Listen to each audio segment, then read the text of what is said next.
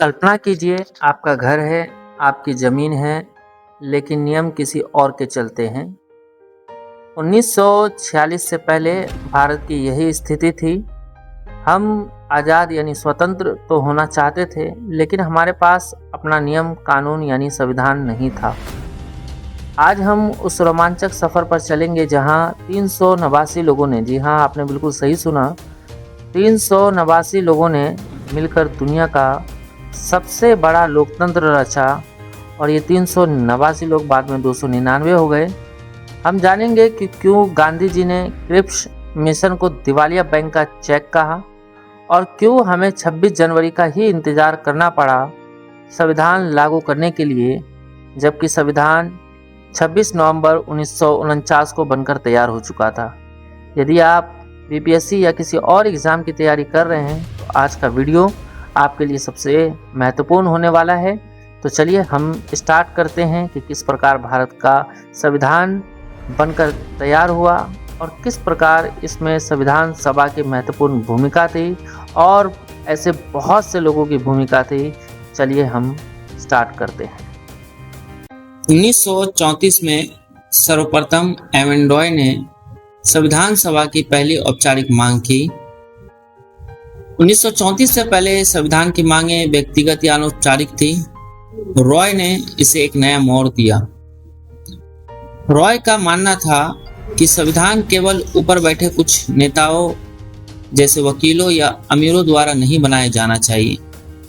उन्होंने तर्क दिया कि आज़ादी का मतलब सिर्फ अंग्रेजों का जाना नहीं है, बल्कि सत्ता का असली मालिक आम जनता को होना चाहिए।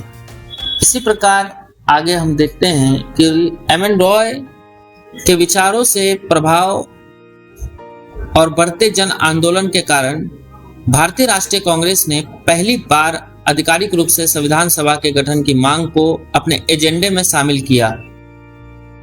इस प्रकार हम देखते हैं कि एमेंडॉय ने सबसे पहले संविधान सभा के गठन की मांग की। 1940 में द्वितीय विश्व युद्ध छिड़ चुका था। जर्मनी ने पोलैंड और फ्रांस पर कब्जा कर लिया था और ब्रिटेन की हालात बहुत खराब थी। अंग्रेजों को युद्ध के लिए भारतीय सैनिकों और संसाधनों की सख्त जरूरत थी। इसी की पृष्ठभूमि में 8 अगस्त 1940 को तत्कालीन वायसराय लॉर्ड लिलिथगो ने एक घोषणा की, जिसे अगस्त प्रस्ताव कहा गया। इसकी प्रमुख और मुख्य बातें थी कि संविधान सभा की स्वीकृति दी जाए, यानी अंग्रेजों ने पहली बार स्वीकार किया कि भारत का संविधान बनाना मुख्य रूप से भारतीयों की जिम्मेदारी होगी। हालांकि कांग्रेस ने इसे अस्वीकार कर दिया, किंतु ये एक मील का पत्थर साबित हुआ, क्योंकि पहली बार अंग्रेजों ने संविधान बनाने की बात की थी। 1942 तक हालात बदल चुके थे। दक्षिण पूर्व एशिया में अंग्रेजों की करारी हार हो रही थी और जापान ने बर्मा यानी म्यांमार पर कब्जा कर लिया था। अब जापान भारत के दरवाजे यानी पूर्वोत्तर भारत पर खड़ा था। अमेरिका और चीन जैसे देश ब्रिटेन पर दबाव डाल रहे थे कि वे भारतीयों का सहयोग प्राप्त करें, वरना भारत हाथ से निकल जाएगा। फिर इसी दबाव में ब्रिटिश प्रधानमंत्री चर्चिल ने अपने कैबिनेट मंत्री सर स्टैफोर्ड क्रिप्स को भारत भेजा। उनका मकसद था भारतीयों को युद्ध में शामिल होने के लिए मनाना। क्रिप्स ने भारतीयों के सामने कुछ लालच रखे, जैसे उन्होंने पहली बार साफ तौर पर कहा कि युद्ध खत्म होते ही एक निर्वाचित संविधान सभा बनाई जाएगी। दूसरा, उन्होंने कहा भारत को एक स्वतंत्र उपनिवेश का दर्जा दिया जाएगा, मतलब डोमिनियन स्टेटस। इसके बाद देसी रियासतों को छूट दी जाएगी, मतलब क्रिप्स ने कहा कि यदि किसी प्रांत या देसी रियासत को नया संविधान पसंद नहीं आता तो वह अपना अलग संविधान बना सकता है। यही वह बिंदु था जहां गांधी जी को विभाजन या पाकिस्तान की बू आई। फिर जब क्रिप्स ने ये प्रस्ताव रखे तो गांधी जी ने इसे पोस्ट डेटेड चेक कहा, मतलब एक ऐसा बैंक का चेक जो खुद डूबने वाला है। ये बात गांधी जी ने कहा। द्वितीय विश्व युद्ध खत्म हो चुका था। ब्रिटेन में नई लेबर पार्टी की सरकार आई। भारतीयों का दबाव और नौसेना विद्रोह देख अंग्रेज समझ गए कि अब शासन करना मुमकिन नहीं है, इसलिए इन्होंने 3 कैबिनेट मंत्रियों को भारत भेजा, जिनके सदस्य थे सबसे पहले एवी अलेक्जेंडर जो नौसेना के प्रमुख थे, दूसरे थे पैथिक लॉरेंस जो भारत सचिव और मिशन के अध्यक्ष थे, तीसरे थे स्टैफोर्ड क्रिप्स जो बोर्ड ऑफ ट्रेड के अध्यक्ष थे और कैबिनेट मिशन के सदस्य भी थे। इन तीनों को याद करने का शॉर्ट ट्रिक है एप्स, APS एप्स। ए मतलब एवी अलेक्जेंडर, पी मतलब पैथिक लॉरेंस, एस मतलब स्टैफोर्ड क्रिप्स। इनकी सिफारिशें थी, यानी कैबिनेट मिशन की सिफारिश थी कि इन्होंने सबसे पहले कुछ निर्णय लिए, जिसमें था सबसे महत्वपूर्ण था पाकिस्तान की मांग को उन्होंने खारिज किया। यानी मुस्लिम लीग की मांग थी कि अलग पाकिस्तान बनाया जाए, इनको ठुकरा दिया गया। कारण था कि बंटवारा प्रशासनिक और आर्थिक रूप से अव्यावहारिक होगा। दूसरा जो हमारे लिए सबसे ज़्यादा इम्पोर्टेंट है वो है संविधान सभा का गठन, यानी संविधान सभा का गठन होगा जिसमें 389 सदस्यों वाली एक सभा का प्रस्ताव दिया। तीसरा था राज्यों का वर्गीकरण, ग्रुपिंग, यानी राज्यों को 3 ग्रुप्स में बांटा गया, A, B, C। और तीसरी जो सबसे इम्पोर्टेंट बात थी वो थी अस्थायी सरकार, यानी इंटरिम गवर्नमेंट। चुनाव होने तक देश चलाने के लिए एक अंतरिम सरकार की स्थापना की बात कही गई। आइए अब हम समझते हैं संविधान सभा का ढांचा किस प्रकार होगा। कैबिनेट मिशन ने जो बताए थे, कैबिनेट मिशन ने जो सीटों का गणित दिया वह यह था कि कुल सीटें 389 होगी, जिसमें विभाजन का आधार था 292 सीटें ब्रिटिश प्रांत से होंगी, 93 सीटें देशी रियासतों से होंगी और 4 सीटें मुख्य आयुक्त प्रांत यानी चीफ कमिश्नरी प्रोविंसेस से होंगी। आपको याद रखना है, जो सबसे ज्यादा इंपॉर्टेंट ये फैक्ट है, इस सीटों का आवंटन जनसंख्या के आधार पर था, यानी लगभग 10 लाख लोगों पर एक सीट होगा। तो आप समझ चुके होंगे कि कैबिनेट मिशन कितना इंपॉर्टेंट था। आपको एक बात खास ध्यान रखना है, याद रखना है कि कैबिनेट मिशन की सबसे बड़ी सफलता यही थी कि इसने कांग्रेस और मुस्लिम लीग दोनों को एक ही प्लान पर राजी कर लिया। भले ही कुछ समय लगे, इसने भारत को टूटने से बचाने की आखिरी कोशिश की थी, लेकिन इसकी ग्रुपिंग नीति ही आगे चलकर विवाद का सबसे बड़ा कारण बना। कैबिनेट मिशन के प्रस्ताव के अनुसार भारत में 389 सीटों के लिए चुनाव की प्रक्रिया शुरू हुई। इसमें मुख्य मुकाबला भारतीय राष्ट्रीय कांग्रेस और मुस्लिम लीग के बीच था। चुनाव केवल 296 सीटों जो कि ब्रिटिश प्रांतों के लिए हुए थे, बाकी 93 सीटें देशी रियासतों की थी, इस पे चुनाव नहीं हुए। कांग्रेस 296 सीटों में से 208 सीटें जीती। इससे यह साफ हो गया कि कांग्रेस पूरे भारत की सबसे बड़ी आवाज है। मुस्लिम लीग ने 73 सीटें जीती। हालांकि मुस्लिम आरक्षित सीटों पर उनका प्रदर्शन अच्छा था, लेकिन कांग्रेस के मुकाबले उनकी संख्या बहुत कम थी। अब मुस्लिम लीग को डर सताने लगा कि जब चुनाव के नतीजे सामने आए तो मोहम्मद अली जिन्ना और मुस्लिम लीग को एक बहुत बड़ा डर सताने लगा। उन्होंने महसूस किया कि संख्या बल का खेल अगर देखें तो 389 सदस्यीय सभा में 208 कांग्रेस के पास थी। लीग को लगा कि संविधान सभा में जो भी फैसला होगा वह कांग्रेस यानी उनके नजरिए से हिंदू बहुमत का ही होगा, जिससे उन्हें लगा कि इस लोकतांत्रिक प्रक्रिया में मुसलमानों की बात कभी सुनी ही नहीं जाएगी। इससे उनको अस्तित्व का खतरा सताने लगा कि अब हमारी अस्तित्व बचेगी या नहीं।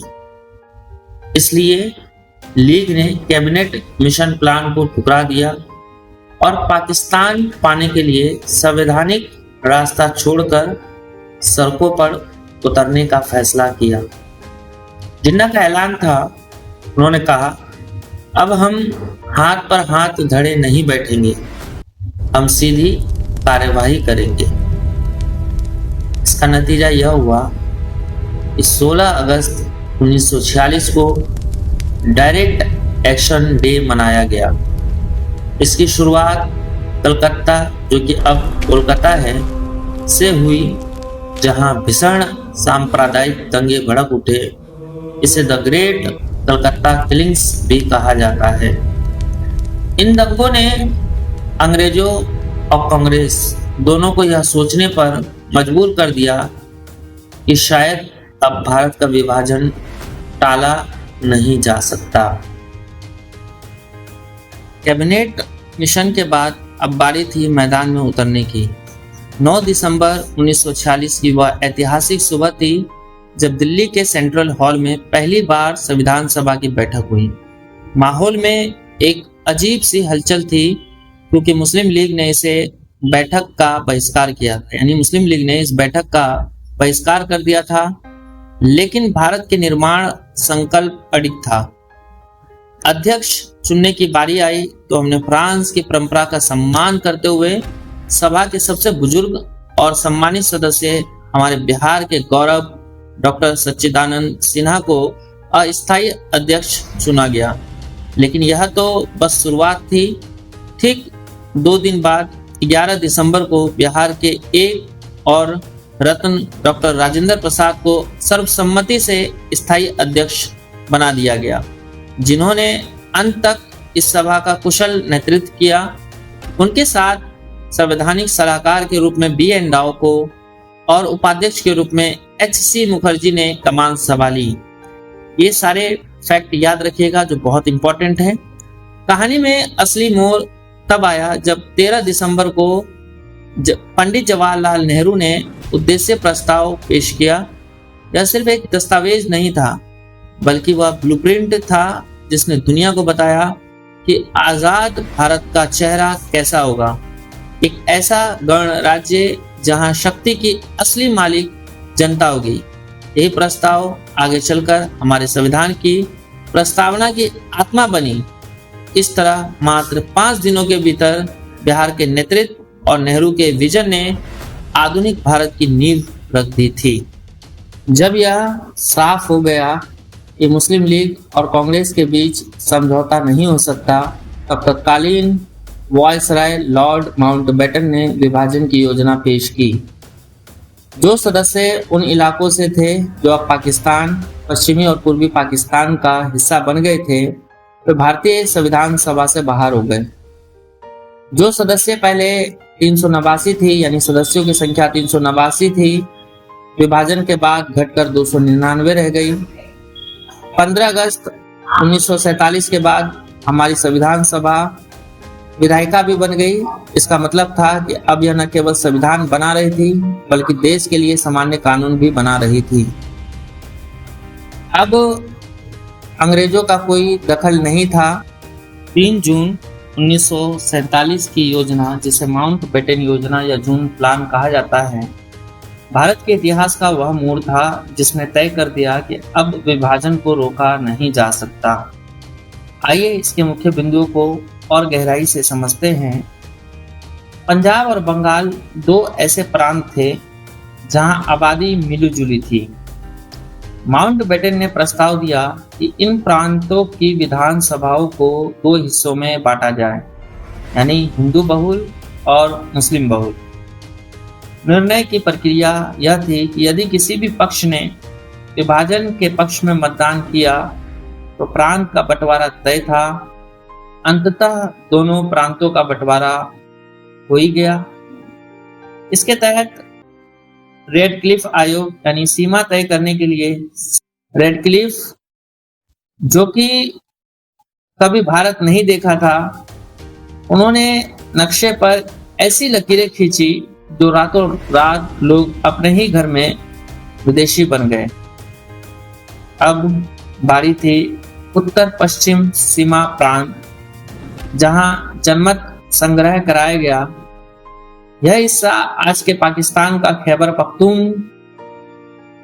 इलाका है। यहाँ सबसे बड़ी चुनौती यह थी कि सीमांत गांधी नाम से खान अब्दुल गफ्फार खान और उनकी लाल कुर्ती सेना भारत के साथ रहना चाहती थी, लेकिन भौगोलिक रूप से यह हिस्सा पाकिस्तान के करीब था। समाधान के रूप में माउंटबेटन ने यहाँ रेफरेंडम यानी जनमत संग्रह कराया ताकि जनता खुद चुने। नतीजा यह निकला कि खान अब्दुल गफ्फार खान ने इस चुनाव का बहिष्कार किया क्योंकि वो पख्तूनिस्तान एक अलग देश की मांग कर रहे थे और अंततः यह हिस्सा पाकिस्तान में चला गया। रियासतों की छूट की जब बात आई तो सबसे बड़ी सिरदर्दी भारत में उस समय 565 रियासतें थी। माउंटबेटन ने इन्हें 3 विकल्प दिए, या तो ये रियासतें भारत में शामिल हो जाए, या फिर ये पाकिस्तान में चले जाए, या फिर खुद आजाद रहे या स्वतंत्र रहे। समस्या यहां उत्पन्न हुई, स्वतंत्र रहने वाले विकल्प ने भारत की एकता के लिए खतरा पैदा कर दिया। जहां त्रावणकोर, हैदराबाद और जूनागढ़ जैसे राज्यों ने तुरंत अपनी आजादी की घोषणा करने की कोशिश की, जिसमें सरदार पटेल का रोल बहुत ज्यादा महत्वपूर्ण था। यहां से सरदार पटेल और वीपी मेनन की भूमिका शुरू हुई, जिन्होंने इन रियासतों को इंस्ट्रूमेंट ऑफ एक्सेशन बिल पर यानी विलय पत्र पर साइन करने के लिए मनाया। अक्सर लोग इसे भूल जाते हैं, लेकिन असम के सिलहट जिले में भी जनमत संग्रह हुआ था। यह जिला असम का हिस्सा था, लेकिन यहाँ मुस्लिम आबादी अधिक थी। जनमत संग्रह के बाद इसे पूर्वी बंगाल में मिला दिया गया। आइए समझते हैं इस योजना का संवैधानिक महत्व। भारतीय स्वतंत्रता अधिनियम 1947 का आधार इसी योजना के तहत तैयार किया गया। इसके कुछ गहरे पहलू थे, जिसमें डोमिनियन स्टेटस यानी भारत और पाकिस्तान को तुरंत डोमिनियन का दर्जा दिया गया, जिसका मतलब था कि वे ब्रिटिश कॉमनवेल्थ का हिस्सा रहेंगे जब तक अपना संविधान नहीं बना लेते। अब बारी थी सत्ता के हस्तांतरण की। अंग्रेजों ने सत्ता सौंपने की तारीख 15 अगस्त 1947 तय की, जो पहले जून 1948 सोची गई थी। इतनी जल्दबाजी की वजह से ही बंटवारे में इतनी हिंसा हुई। एक मजेदार फैक्ट यह है कि 15 अगस्त 1947 से लेकर 26 जनवरी 1950 तक, जब तक हमारा अपना संविधान लागू नहीं हुआ, भारत शासन अधिनियम 1935 के आधार पर ही चलाया गया था। जब संविधान सभा ने अलग अलग विषयों पर जैसे मौलिक अधिकार, संघ की शक्ति इत्यादि पर अपनी रिपोर्ट दे दी, तो सबसे बड़ी चुनौती थी उन सबको मिलाकर एक फाइनल ड्राफ्ट तैयार करना। इसी काम के लिए 29 अगस्त 1947 को प्रारूप समिति का गठन हुआ। अंबेडकर साहब को इस समिति का अध्यक्ष बनाया गया। उन्हें आधुनिक मनु और संविधान का जनक कहा जाता है, क्योंकि उन्होंने दुनिया के लगभग 60 देशों के संविधानों को बारीकी से अध्ययन किया था। उनका काम सिर्फ लिखना नहीं था, बल्कि संविधान में उठने वाले हर सवाल और आलोचना का तर्कपूर्ण जवाब देना भी था। आइए अब समझते हैं प्रारूप समिति के 7 महारथी सदस्य। इसे याद रखने का एक शॉर्ट ट्रिक है जो कि बड़ा मजेदार है। अंबेडकर के साथ गोपाल और कृष्ण आए। अंबेडकर के साथ गोपाल और कृष्ण आए। मुंशी और सादुल ने माधव और टीटी को बुलाया। ये याद रखिएगा। चलिए अब हम एक एक करके इनके बारे में पढ़ते हैं, समझते हैं। सबसे पहले है डॉक्टर B.R. अंबेडकर। ये अध्यक्ष थे। एन गोपाल स्वामी अयंगर, उसके बाद अल्लादी कृष्ण स्वामी अय्यर, डॉक्टर के एम मुंशी। डॉक्टर के एम मुंशी एकमात्र कार्यसाधक कांग्रेसी सदस्य थे। इसके बाद सैयद मोहम्मद सादुल्लाह, ये मुस्लिम लीग के प्रतिनिधि थे। एन माधवराव, इन्होंने बीएल मित्तर की जगह ली जो बीमार हो गए थे।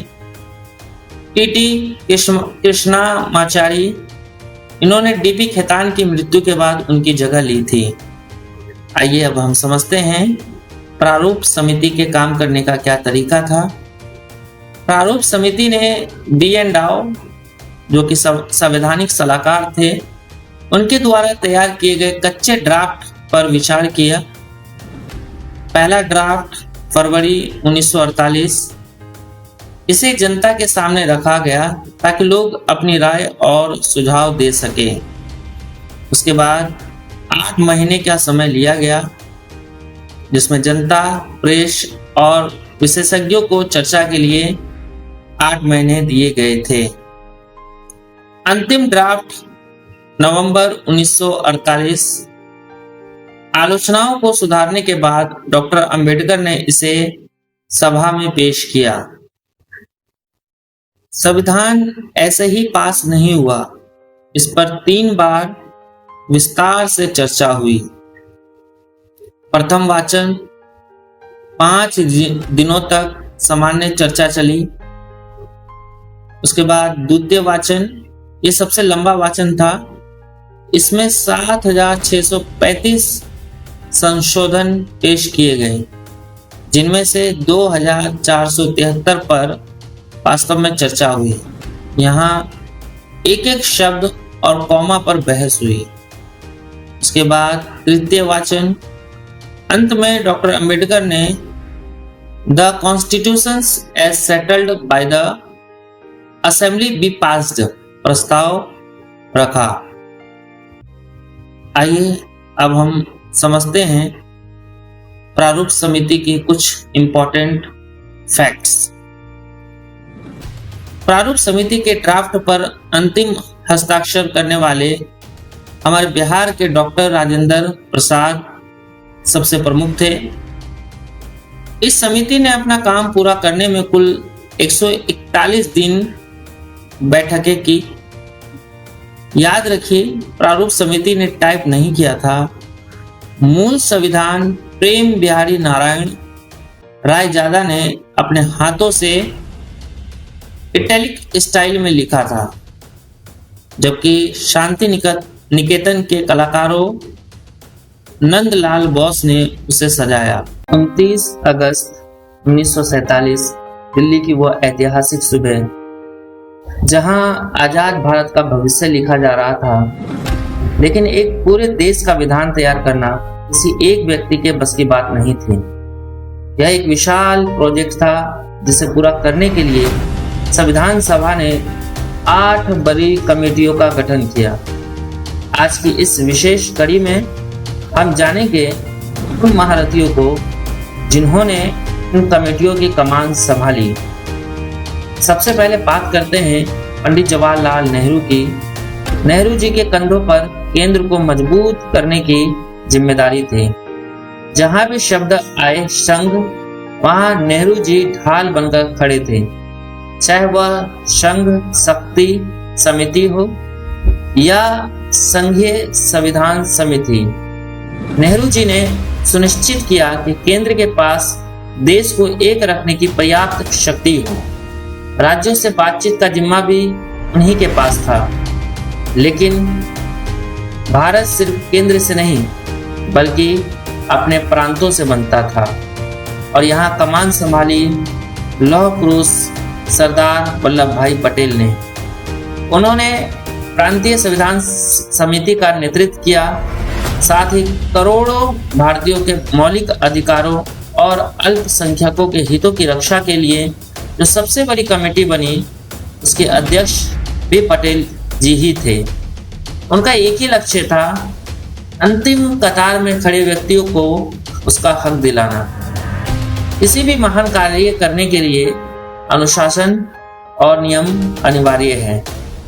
संविधान सभा के अध्यक्ष होने के नाते हमारे बिहार के गौरव डॉक्टर राजेंद्र प्रसाद ने मैनेजमेंट की बागडोर संभाली। सभा को कैसे चलानी है या सभा कैसे चलेगी, इसके नियम क्या होंगे और चर्चा का संचालन कैसे होगा, ये सब राजेंद्र बाबू की दूरदर्शिता का परिणाम था। यहाँ तक कि हमारे राष्ट्रीय ध्वज की तदर्थ समिति का नेतृत्व भी उसने ही किया। इन कमेटियों ने महीनों तक रिसर्च की, बहस की और अपनी रिपोर्ट सौंपी। इन बिखरी हुई रिपोर्ट्स को एक धागे में पिरोने का काम डॉक्टर अंबेडकर की प्रारूप समिति ने किया। इनके बारे में हम चर्चा कर चुके हैं। क्या आपने कभी सोचा है कि जब दुनिया के सबसे बड़े लोकतंत्र का भाग्य लिखा जा रहा था तो हमारे महापुरुषों के पास प्रेरणा कहां से आई? आलोचक कहते हैं कि हमारा संविधान महज एक उधार का थैला है, लेकिन सच तो यह है कि डॉक्टर अंबेडकर और उनकी टीम ने दुनिया के 60 देशों के संविधान को छाना ताकि हम उधार की ईंटों से एक अभेद किला तैयार कर सके। कहानी शुरू होती है भारत शासन अधिनियम 1935 से। साथियों, यह हमारे संविधान का कंकाल है। हमारे संविधान का लगभग 70% हिस्सा यहीं से लिया गया, चाहे वह संघीय ढांचा हो, न्यायपालिका की शक्ति हो या राज्यपाल का कार्यकाल। सबकी बुनियादी इसी एक्ट में छुपी है। इसे हम संविधान का ब्लूप्रिंट भी कहते हैं। अब चलते हैं लंदन, क्योंकि अंग्रेजों ने हम पर सदियों राज किया तो हमने उनकी संसदीय प्रणाली को ही चुना। हमने सीखा कि कानून कैसे बनते हैं और कानून का शासन क्या होता है। और हाँ, वह एकल नागरिकता का विचार जिसने पूरे भारत को एक सूत्र में पिरोया, वो भी हमने ब्रिटेन से ही लिया। लेकिन एक नागरिकता की असली ताकत क्या है, ये जानने के लिए हमें अमेरिका की ओर देखना होगा। हमारे मौलिक अधिकार, न्यायपालिका की आज़ादी और राष्ट्रपति पर महाभियोग, ये सब हमने दुनिया के सबसे पुराने लिखित संविधान यानी अमेरिका से सीखे। वो अधिकार है जो हमें सरकार से भी लड़ने की ताकत देता है। यात्रा अभी जारी थी। हम आयरलैंड पहुंचे, जहां से हमने नीति निदेशक तत्व यानी DPSP लिए, ताकि सरकारें केवल शासन न करें बल्कि जन कल्याण भी करें। हमने कनाडा से एक मजबूत केंद्र लिया, दक्षिण अफ्रीका से संविधान को अपडेट यानी संशोधन करने का तरीका सीखा और जर्मनी से ये जाना कि आपातकाल में देश को कैसे संभालना है। तो साथियों, हमारा संविधान महज नकल नहीं बल्कि पूरी दुनिया की सर्वश्रेष्ठ बुद्धिमानी का एक अनोखा संगम है। हमने सिर्फ उधार नहीं लिया, हमने उसे भारतीय मिट्टी के हिसाब से ढाला है। उम्मीद है अब आप उधार के थैले वाली बात का जवाब गर्व से दे पाएंगे। क्या आप जानते हैं, इस महान ग्रंथ को तैयार करने में 2 साल 11 महीने और 18 दिन लगे। इसके लिए लगभग 64 लाख रुपए खर्च हुए थे। यह संविधान इसी मशीन से नहीं छापा गया था। इसे प्रेम बिहारी नारायण रायजादा ने अपनी खूबसूरत लिखावट से पिरोया था और हर पन्ने पर जो आप नक्काशी देखते हैं वो शांति निकेतन के कलाकार नंदलाल बोस के हाथों का जादू है। अब एक बड़ा सवाल, संविधान तो 26 नवंबर 1949 को ही तैयार हो गया था, फिर भी हमने 2 महीने का इंतजार क्यों किया? जवाब छिपा है इतिहास की परतों में। तारीख थी 26 जनवरी 1930। रावी नदी के तट पर पंडित नेहरू ने तिरंगा फहराकर पूर्ण स्वराज्य की कसम खाई थी।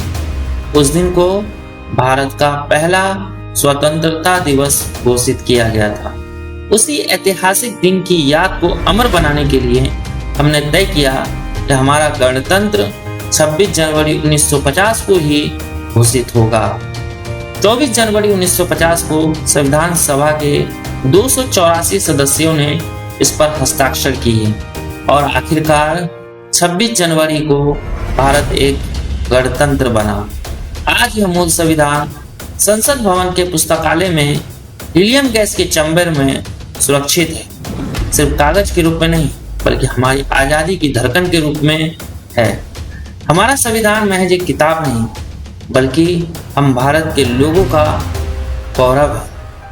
तो साथियों, यह थी 64 लाख रुपए, 1000 से ज्यादा दिन और अनगिनत बलिदानों की वह महागाथा जिसे हम आज भारत का संविधान कहते हैं। 26 जनवरी 1950 को जब यह लागू हुआ तो इसने सिर्फ कानून नहीं बदले बल्कि हर हिंदुस्तानी को एक नई पहचान दी। डॉक्टर अंबेडकर ने कहा था, संविधान चाहे कितना भी अच्छा क्यों न हो, अगर उसे चलाने वाले लोग बुरे हुए तो वह बुरा साबित होगा। आज यह किताब संसद के हीलियम बॉक्स में तो सुरक्षित है, लेकिन इसकी असली सुरक्षा हमारे जागरूक नागरिक होने में है। जय हिंद।